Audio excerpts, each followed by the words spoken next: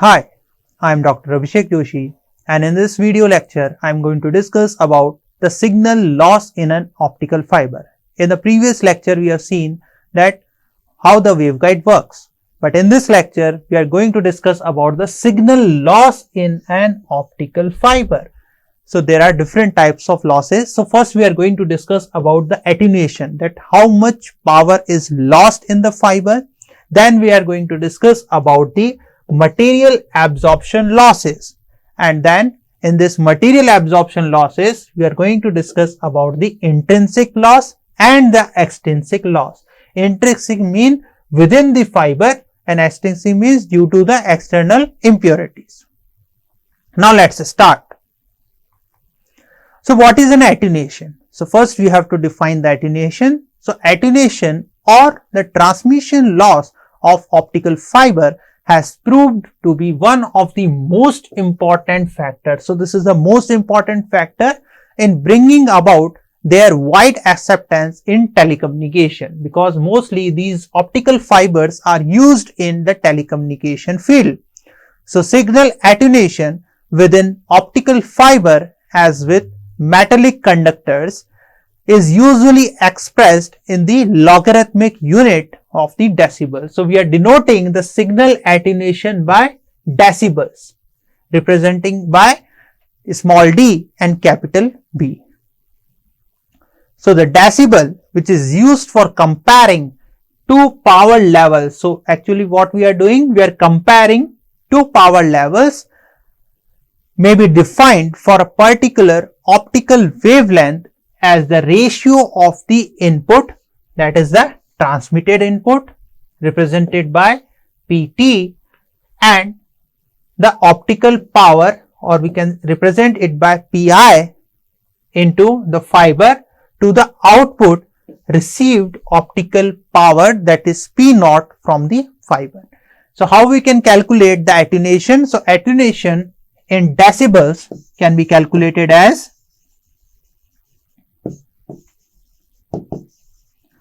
that is number of decibels, or the unit is small d capital B, is equals to 10 log with a base 10 and the ratio of the power, that is the input power divided by the output power.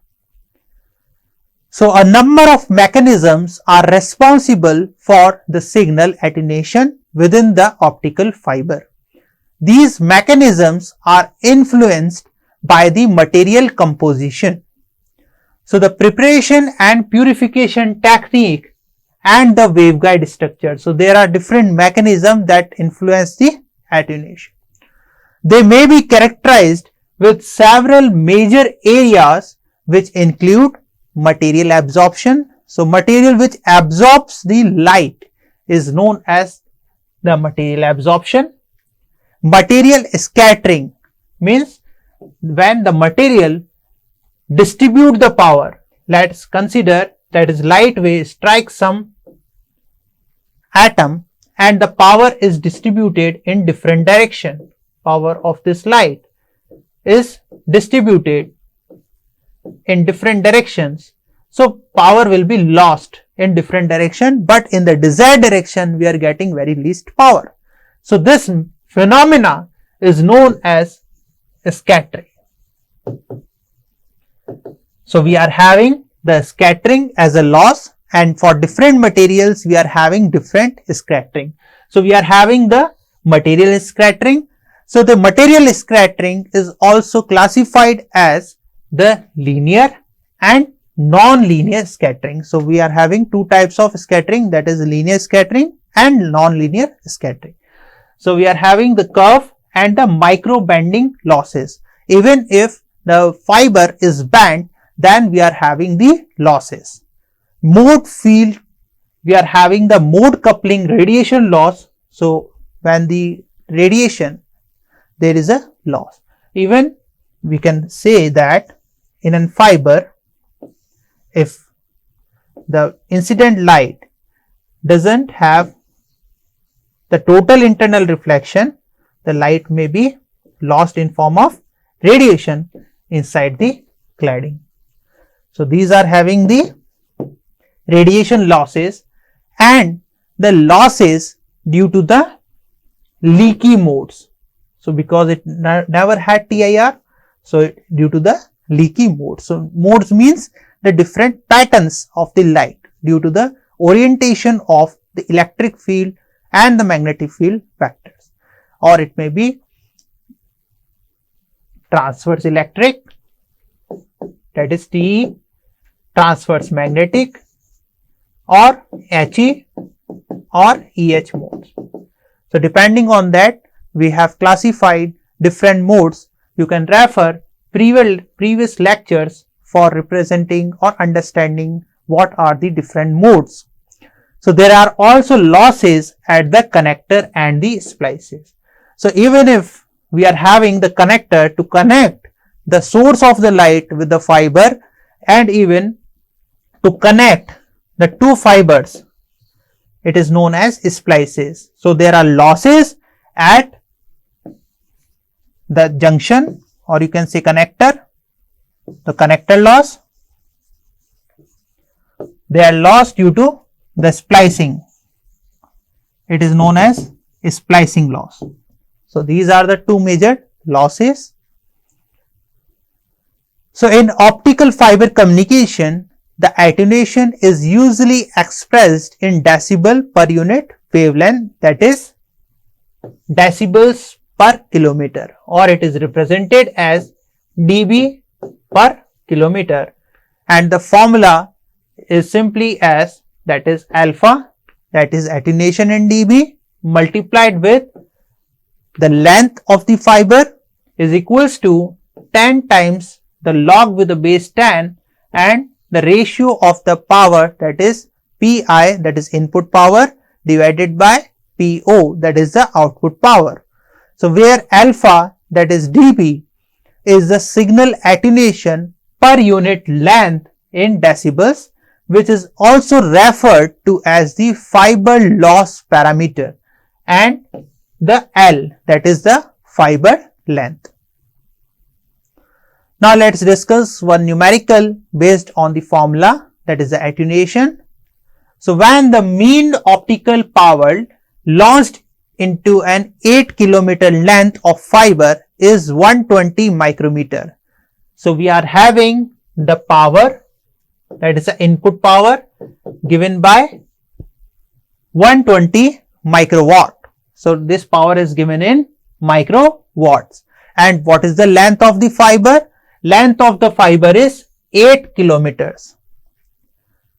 The mean optical power at the fiber output is, so at the receiver side we are getting, that is a PO, output power we are getting as 3 microwatts.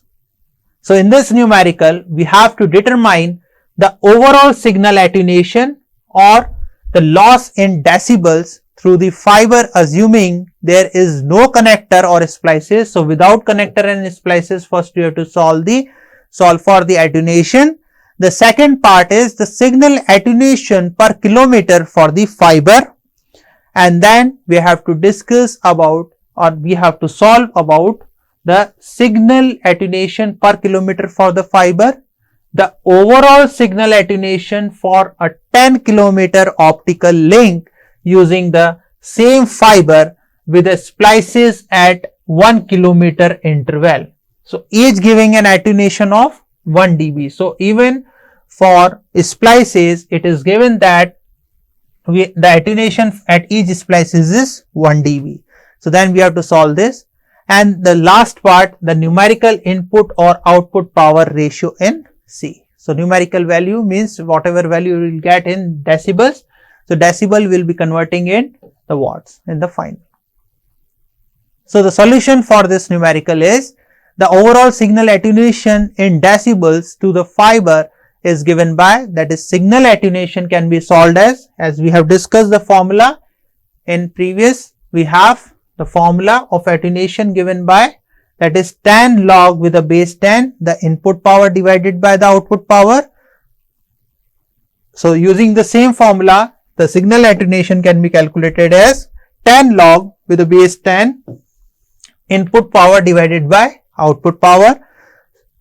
So we can further substitute the value of the input power and the output power in the formula. We'll get that is 10 log with a base 10, and we are having 120 microwatt and 3 microwatt. So substituting the value, we are having 120 microwatt and divided by 3 microwatt.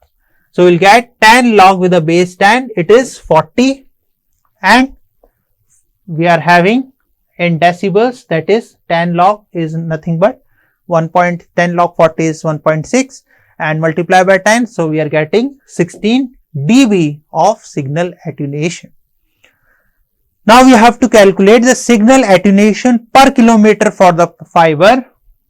So maybe simply obtained by dividing the result. So whatever result we are getting, so we have to find the attenuation per kilometer. So for per kilometer, we have to divide it by the total length of the fiber.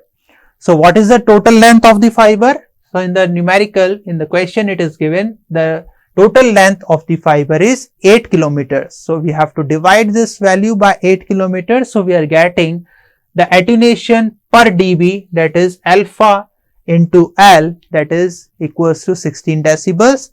So dividing it, so we are getting the attenuation is given by, or per kilometer is given by, that is 2 decibels per kilometer. So this is the attenuation per kilometer.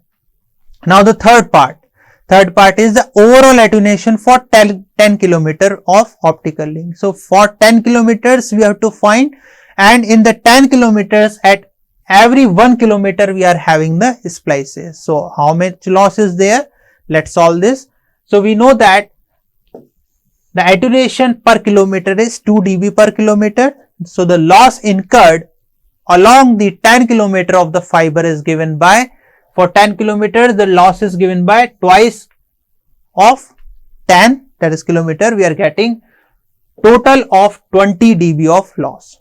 So however, the link also has 9 splices within 1 kilometer. So within 1 kilometer, within 10 kilometer we are having the 9 splices, because we are having the splice at every 1 kilometer. So each with an attenuation of 1 dB. So every splice having the 1 dB of attenuation. So total loss due to the splices is 9 decibels or 9 dB. So signal attenuation or the total attenuation with splices for the 10 kilometer of fiber can be solved as, that is 20 plus 9, we are getting 29 decibels of the loss. To obtain a numerical value for the input to output power ratio, we can take the anti-log of this decibel value, that is 29 dB.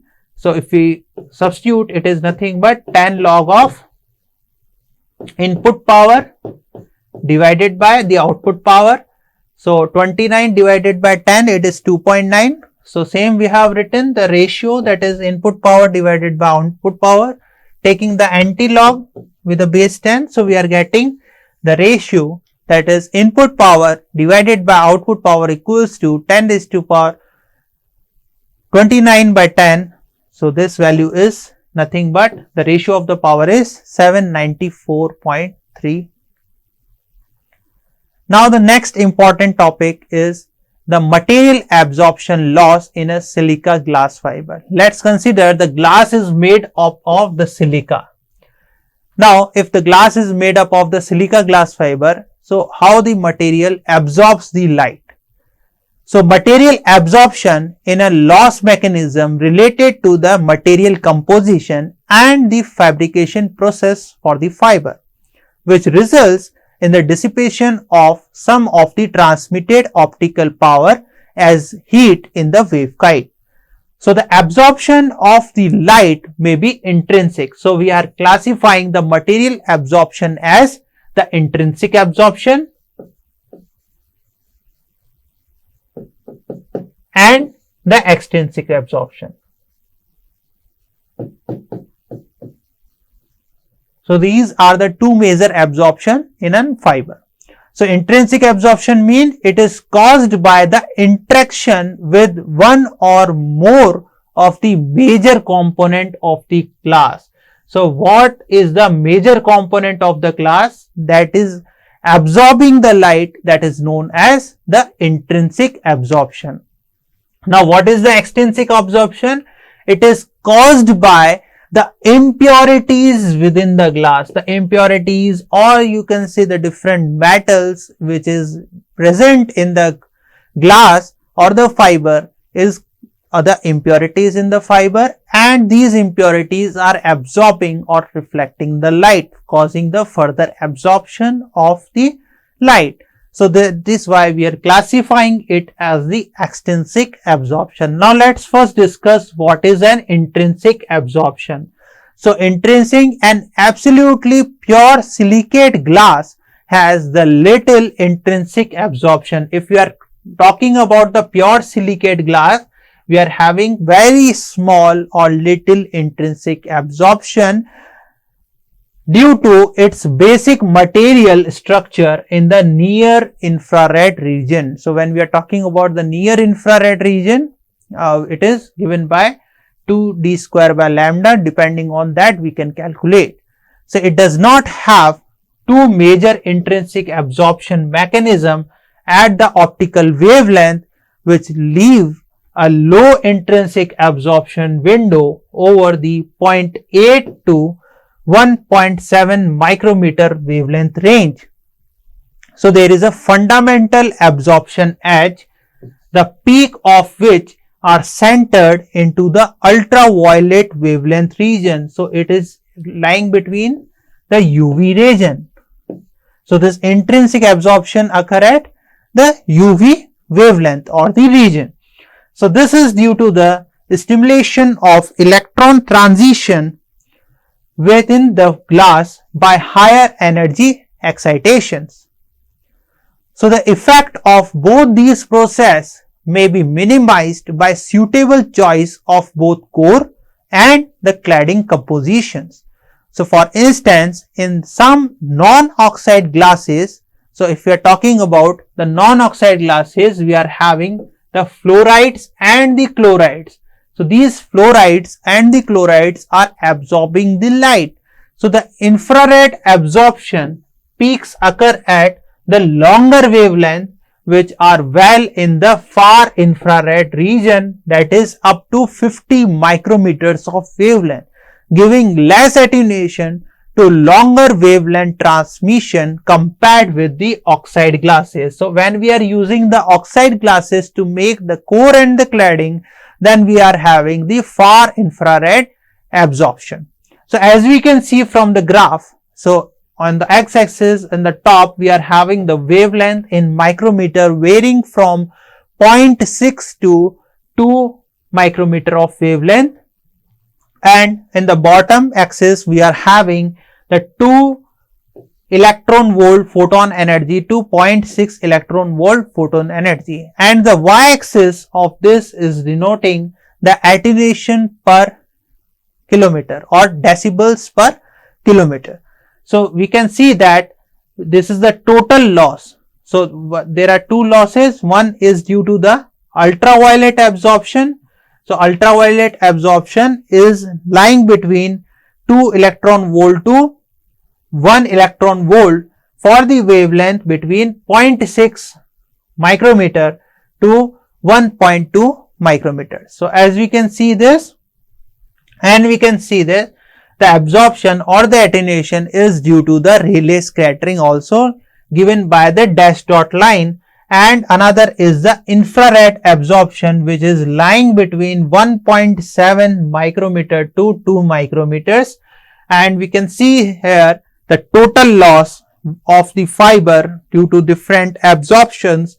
It is varying from 0.6 micrometer wavelength, and it is having the minimum attenuation at this region, that is 1550 nanometers. So that is why this is the most popular region where the fiber is used. Now we'll discuss about the extrinsic absorption. So extrinsic absorption means the impurities present within the fiber causing the loss.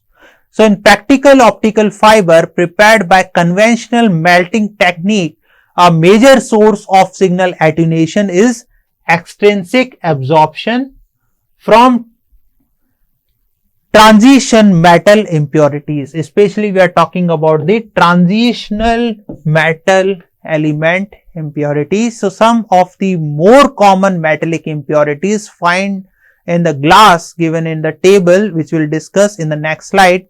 As we can see, there are different impurities causing the different absorption at different wavelength, where we have the chromium, carbon, copper, iron, nickel, manganese. So these impurities are having the different impurities at different wavelength, and due to these impurities the attenuation varies. So certain of these impurities, namely the chromium and the copper, in their worst valence state can cause attenuation in excess of 1 dB kilometer. So if chromium and copper is present within the fiber as an impurity, then it will cause attenuation of approximately 1 decibel per kilometer near infrared region. The transition element contamination may be reduced to acceptable levels, that is 1 part in 10⁻10 by glass refining technique. So if we are able to refine the glass using the glass refining technique, we can reduce this contamination in the order of, that is 1 part in 10⁻10.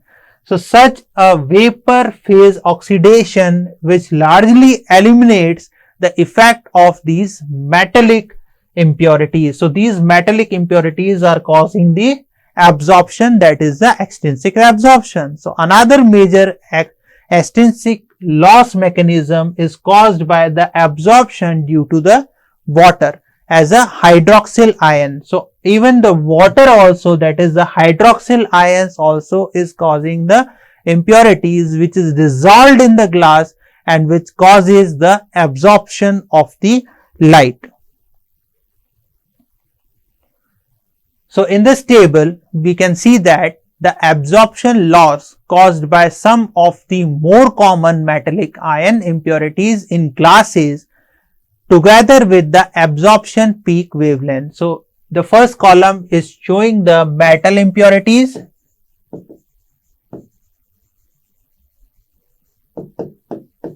Second column is showing the peak wavelength in nanometers. And the third column is showing the attenuation, that is 1 part in 10⁻9, that is attenuation in decibels per kilometer.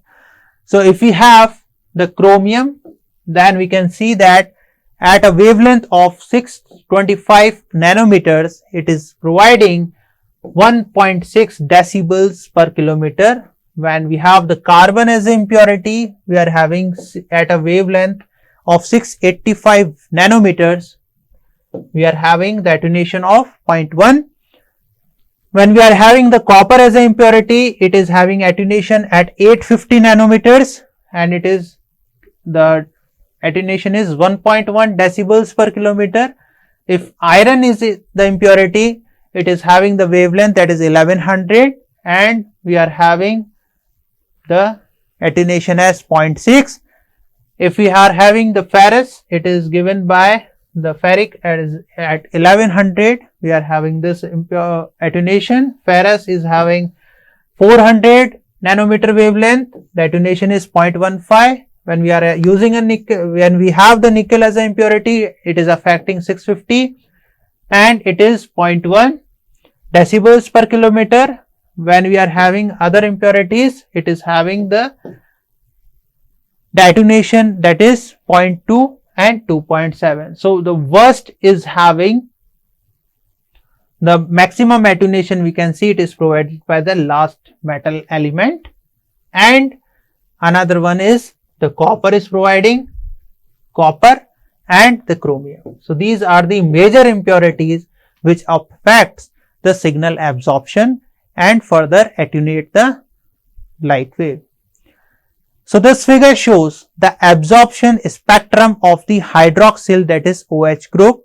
So in this, the y-axis shows the attenuation, that is in dB per kilometer.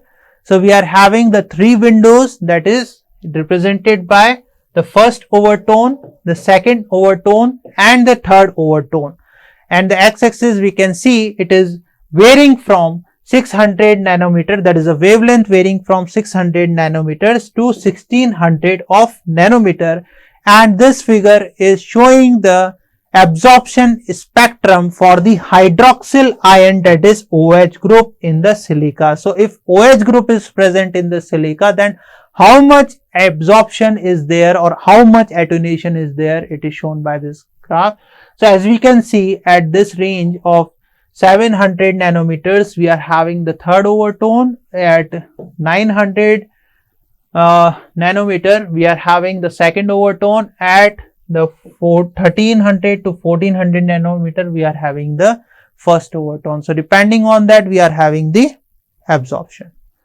So extrinsic absorption, when it is seen that due to the Rayleigh scattering, the ultraviolet absorption, the waveguide imperfections, we are having the different absorption ranging from 0.7 to 1.8 of micrometers, and we are having the attenuation varying with respect to the wavelength. So this figure shows the measured attenuation spectrum for the ultra low loss signal mode fiber, that is the solid line, with the calculated one with the attenuation spectra for some of the loss mechanism contributing to the overall fiber attenuation, that is shown by the dash and the dotted line.